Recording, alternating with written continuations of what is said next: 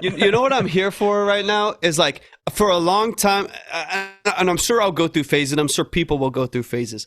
But I'm here for the comedy and hip hop lately. Yeah. Like I feel like for like a long time, and again, like you look at 2010 to 2012 or 2009 to 2012, it's all very serious grind, hop. Like everyone's kind of coming up, and so that's where a lot of like the really good like legendary hip hop happened. I feel like right in that era.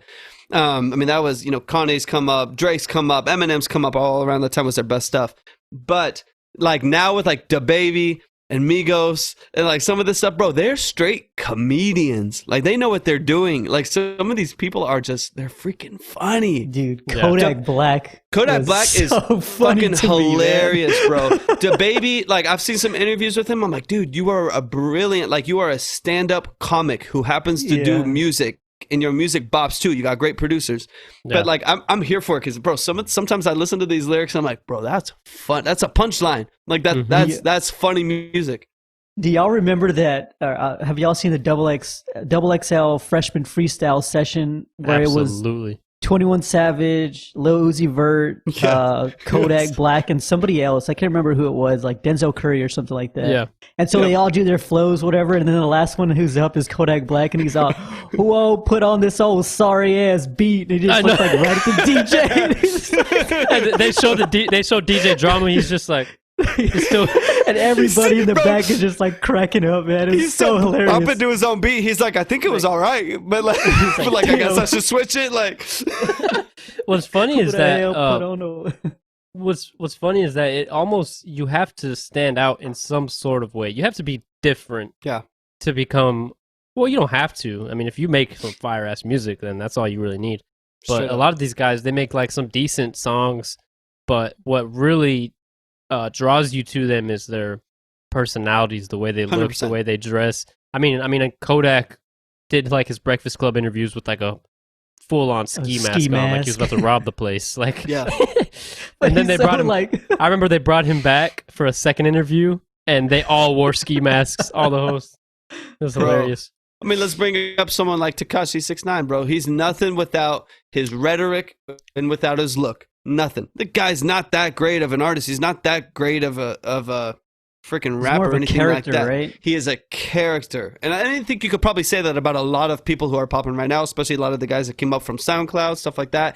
They're characters, and people like to see characters. And some people that will get famous strictly off of their music and their talent. I think Drake is a testament to that. Someone like Kanye or an Eminem, a lot of these guys, they're a testament of like longevity, where for, let's say about 10 years at least, their music has been at least fairly good, to superstardom.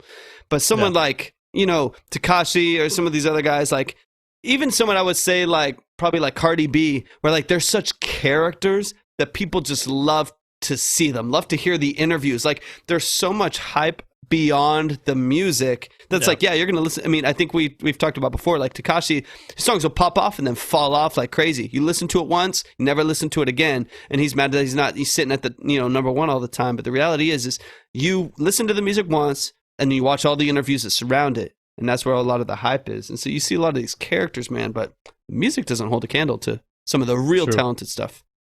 It doesn't what? Hold a candle?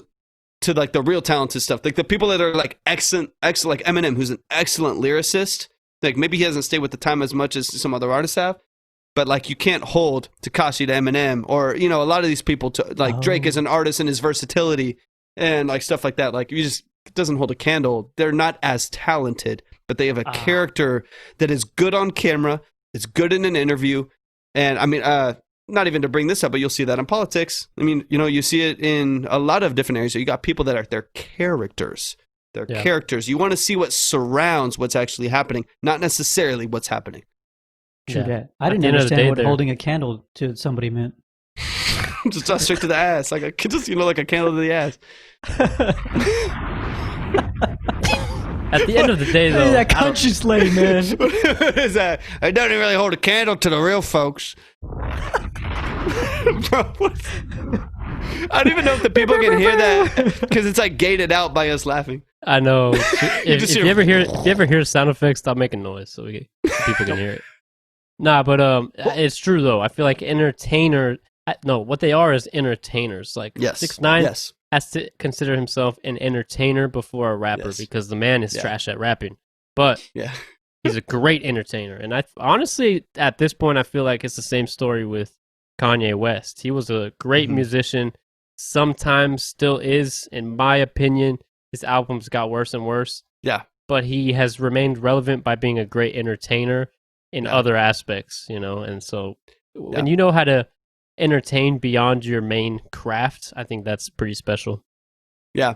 And I'll give Kanye some slack too, because what made him such a great artist in the way that he was around to, you know, able to phrase things around what he was passionate about at the time, being women and money and whatever, like the life that he was living was very specific. Now that he doesn't have any of that because he's found religion and found all these other things, and his like mission is kind of changed, I kind of give him some slack, because within his own lane, he probably feels held back to communicate about any of these other things.